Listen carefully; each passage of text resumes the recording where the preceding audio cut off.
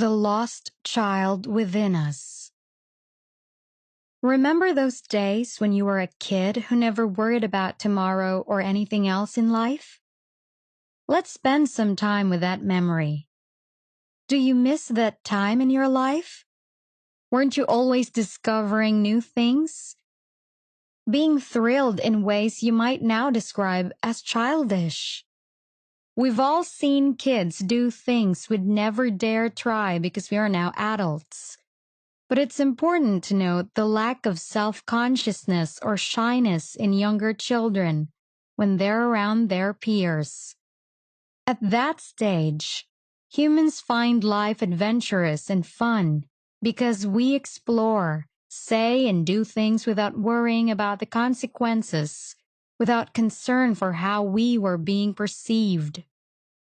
As the years went by, we began embracing our adulthood, the boring, more responsible version of our childhood.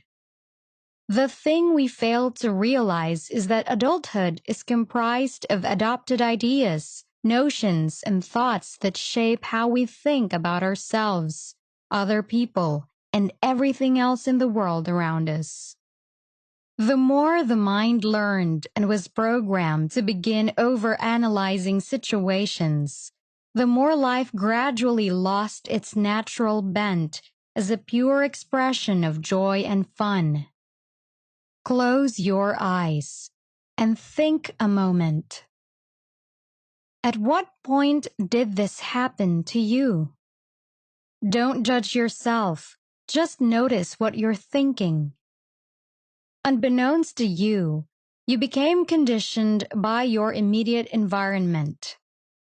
Most of us were bruised as children, which led to self-esteem issues and the loss of the ability to be emotionally innovative. If you have subconscious childhood wounds, you probably developed defense mechanisms early on to cope with and adapt to grown-up expectations. The behaviors or tendencies that you exhibit as an adult directly reflect this molding. Were you a relatively happy kid? But have you become a gloomy adult who's lonely or angry? Burdened by a bruised sense of self-worth? When our parents aren't available to provide us with the proper nurturing, as children, we experience anxiety and loss. We later develop accommodations to fill these wounds, which then morph into defense mechanisms for getting on with life, habits in our adulthood. This is what is commonly referred to as the false self. Very many false self personalities make an arsenal, from the funny ones, such as the class clown, to the angry ones, such as the bully.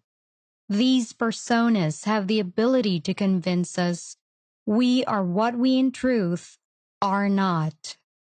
As we grow up and develop, we forget that this false self-character, the role we play for others and sometimes even when alone with just yourself, is not who we really are.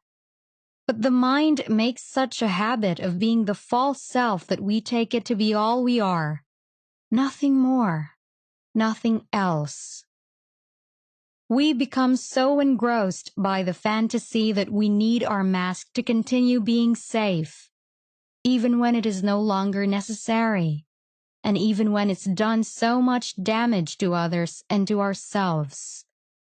Some theorists say that we are always looking to reestablish our nurturing state, to find our symbiotic mothers in order to feel safe, much like when we were in the womb and had all our needs met automatically without struggle, worry, or anxiety.